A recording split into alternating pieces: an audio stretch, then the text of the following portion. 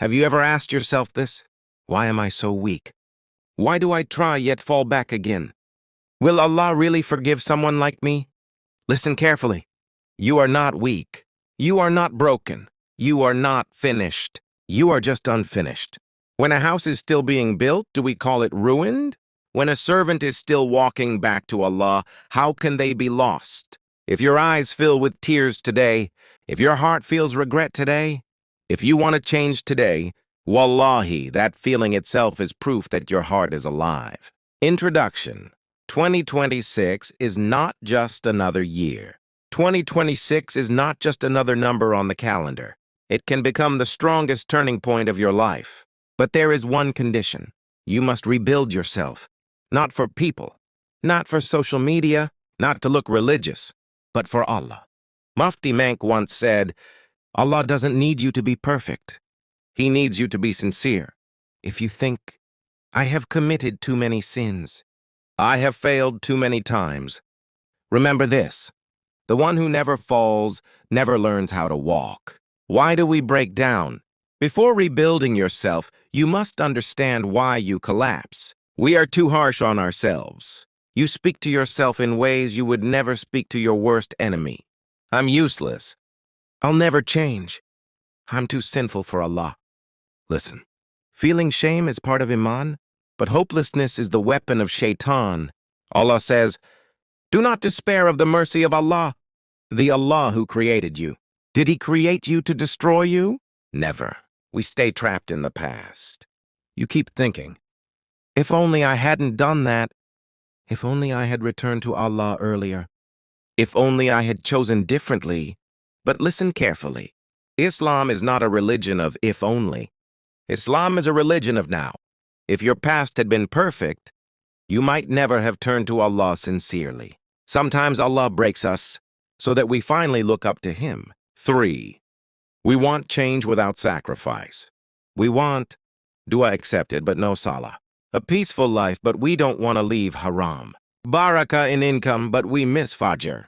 If you want to rebuild yourself, you must let go of something. Not everything at once. One sin today, another tomorrow. Why is Allah still calling you? Ask yourself one question. Among millions of people, in all this noise and distraction, why is this message reaching your heart today? Why do you feel uneasy? Because Allah still wants you. Who does Allah call? The perfect? No. The angels? No. The sinless? No. Allah calls the one who wants to return. A companion once said, as long as the heart feels regret, the door of Allah remains open. If you are still breathing, the door is not closed. The first steps to rebuilding yourself. Be honest with Allah. Stop pretending. Stop performing. Stand before Allah and say, Oh Allah, I am weak. I fall again and again, but I want to return to you. This dua is never rejected. The Prophet said, Allah becomes happier with the repentance of His servant. If you are still here, if you are still listening, if your heart still feels heavy but hopeful, then understand this clearly. Allah has not given up on you. And if Allah has not given up on you, who are you to give up on yourself? The real struggle is inside. Many people think the hardest part of change is fighting the world. But the truth is, the hardest battle is inside your own heart. Your nafs, your habits, your comfort zone. That silent voice that says, just one more time. Tomorrow I'll change. Allah is forgiving anyway. Yes, Allah is forgiving, but He is also watching how serious you are. The trap of delayed repentance. Shaitan doesn't always tell you, don't repent. He whispers something more dangerous. Not now. Later. You're still young. Fix yourself when life settles. But listen carefully. Later is not guaranteed. Youth is not permanent. Life never truly settles. Mufti Menk once said, the greatest deception of Shaitan is making you believe you have time. The most powerful repentance is the one you make now. How to leave sin without breaking yourself. Let's be honest. Many people want to leave sin, but they fail again and again. Not because they don't love Allah, but because they don't understand themselves. Stop expecting instant perfection. You fall, then you say, what's the point? I failed again. No, that fall did not erase your effort. Even the companions were not angels. They struggled. They cried. They repented. What matters is not how many times you fall, but whether you stand up every time. Allah loves the servant who returns again and again. Replace the sin, don't just remove it. A heart cannot stay empty. If you remove a sin and replace it with nothing, the sin will return stronger. Replace it with dhikr instead of idle scrolling, Salah instead of laziness, good company instead of isolation, Qur'an instead of constant noise. You don't just leave haram, you build halal. Cut the path, not just the sin. If a road always leads you to sin, stop walking that road. If your phone pulls you toward haram, change how you use it. If certain places weaken you, avoid them.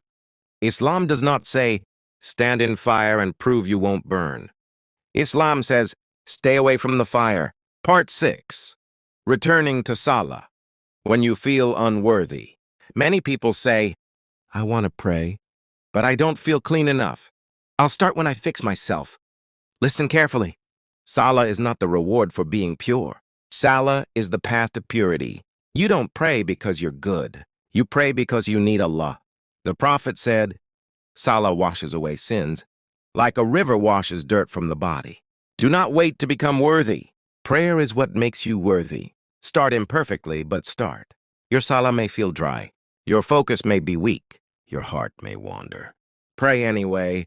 Allah is not looking for perfection. He is looking for sincerity. A weak prayer done consistently is better than a perfect prayer never started. Healing a broken self-confidence. One of the biggest damages of sin is not the sin itself, but how small it makes you feel. You stop believing in yourself. You feel like a hypocrite. You feel unfit for goodness. But listen, your value does not come from your past. Your value comes from your Creator. Allah does not measure you by where you fell, but by the direction you are facing now. You are not your worst mistake. If Allah can forgive, why are you holding on to self-hatred? Self-hate is not humility. It is another trap. True humility says, I am weak, but Allah is strong. And that is enough.